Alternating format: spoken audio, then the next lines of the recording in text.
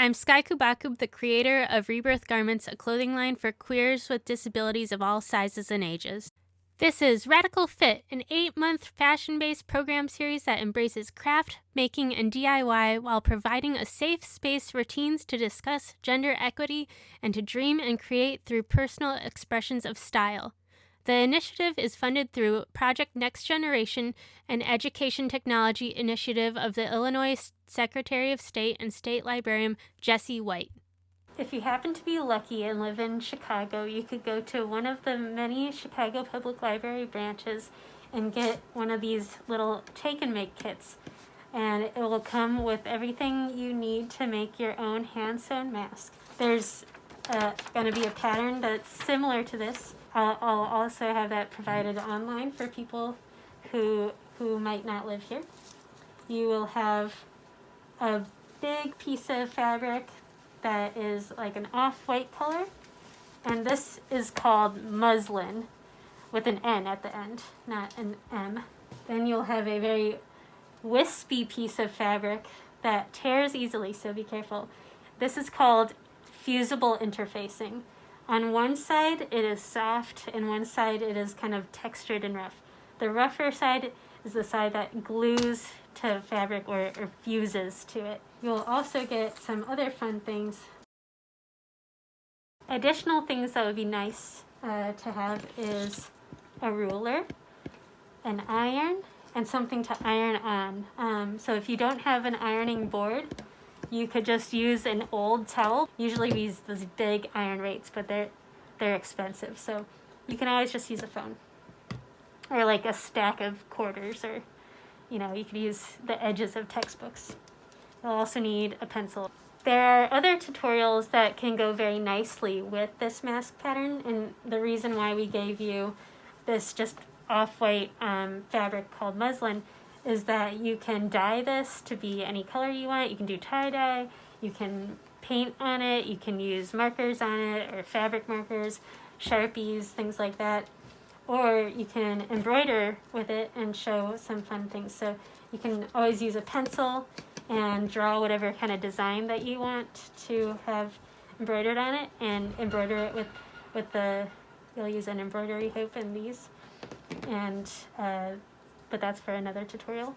And then you can have something like this one that my roommate made, where they embroidered "bad boy" onto this mask. Now you can use fabrics that you have at home if you want some fun things like these flames. We just like the versatileness of the muslin, so you can customize it as much as you want. You can watch my other video about how to measure for making the mask fit your face, and then how to adjust the pattern so that it'll fit you in a custom way. But if you want to just go ahead and cut out this pattern. This is the chin, and this is the nose. If possible, it would be good if you could wash and dry the muslin fabric, not the interfacing, before you make your mask, and then iron it before. You're going to want to cut it in the bottom left corner with this like edge that is called the selvage, which has these little dots and kind of a little fringy on the side. You're going to want that to be on the left hand of your pattern, and you can keep a little distance between the edges and the pattern. You don't have to necessarily have it like right up on top of each other. And you want it so that the right angle of the fabric is lined up with the right angle of your pattern. Since this is a woven fabric, there's a thing called a warp, which is the threads that are going horizontally, and then there's the weft, which is the threads that are going vertically. That makes a very like strong structure of a grid, and when you have it tilted, that is called cutting on the bias, which is great for drapey dresses and stuff like that, but for something that you want to be more structured and fitted and not as drapey, it's kind of difficult if you were to cut it on the bias, because then it'll start stretching, because when you have a square grid and you start stretching it, then it turns into like little skinny diamonds. So that's what's happening with the structure of the fabric. So very important to have the right angles match up. Use your weight and put it on top, and you can use a pencil to trace out the pattern. And you want as much as possible not to move the pattern. And then there's these little lines at the sides, and you're going to just draw it on the outside of your mask. And this will show where you are going to pleat your mask to make it like this. And if you do move your pattern like I just did, really try to make it line back up to where it was. Okay, so now you have your mask pattern faintly drawn on to your fabric, and you're going to just make these little marks go slightly into the pattern, just so you can see it. Trace 2 of these on this fabric, and you can just put the next one right next to your other one, and not go this way, because we're going to need this nice length over here for the ear saver headband. So yeah, you'll trace here, and then so this is for one mask. You need 2 pieces of the muslin. One of them will be the lining, one will be the outside, and then this interfacing will be ironed to one of the sides, and it'll be in the middle, and it's a non-woven fabric that acts as a filter to make sure that the germs get, trapped in there, so that you aren't spreading them. For the interfacing, you can fit at least 2, but you can maybe fit 3 masks on here, depending. So I would do it where it's the shorter side is parallel to the bottom edge of your mask. And this, I'm actually just going to line it up. This really doesn't matter if this is exact, because it'll be sandwiched inside of your mask and you won't even see it.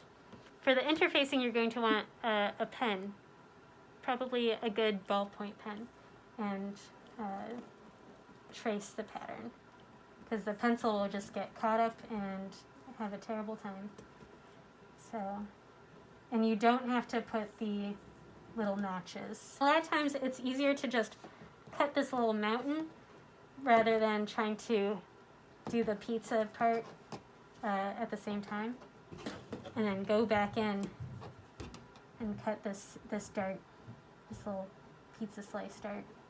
Now you have your pieces of your mask cut out. Set up your ironing area, whether it's an ironing board or a very folded towel. Do lots of folds, and it doesn't need to be that big because we're just ironing the tiny mask.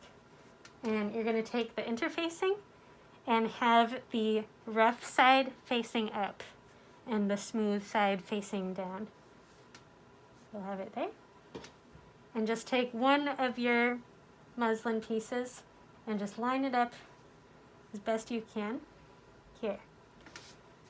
Then once your iron is hot enough, and you want to be definitely careful with the iron, you're going to just press it on top and hold it for about 10 to 15 seconds.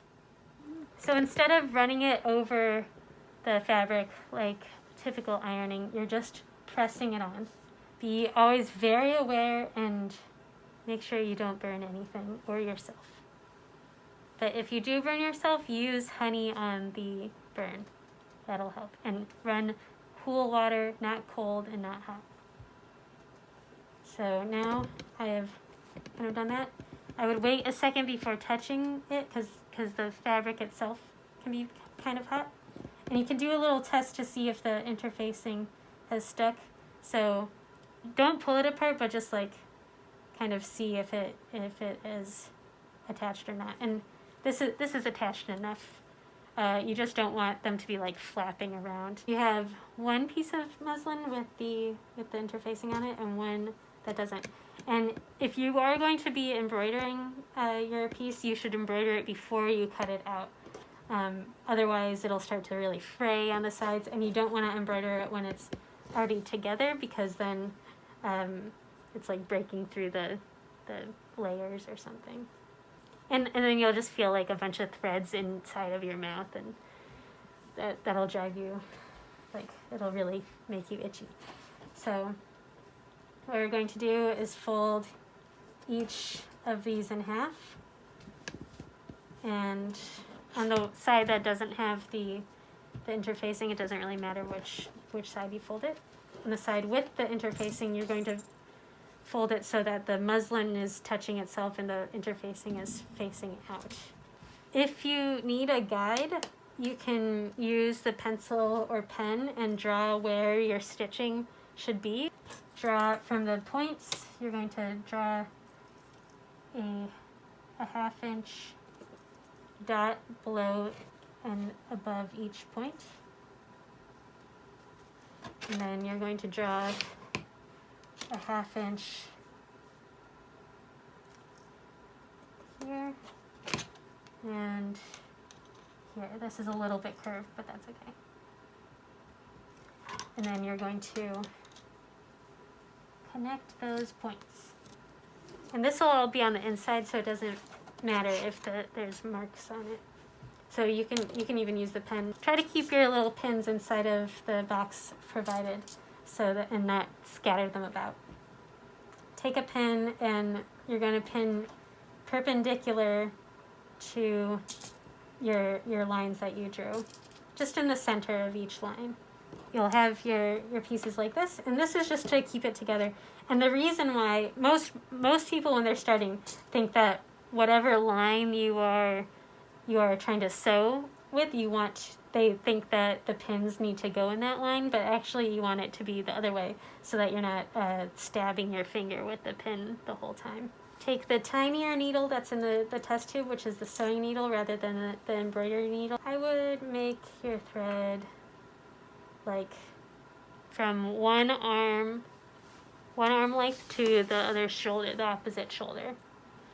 If it's much longer than that when you're starting, it's probably kind of get out of hand. So after you put the one end through, you're actually going to try to meet the ends together down here and just pull it so that you've doubled your thread. Now you are going to tie like a double or triple knot, whatever is like going to make it thick enough not to pull through your fabric at the end of the thread, not by the needle.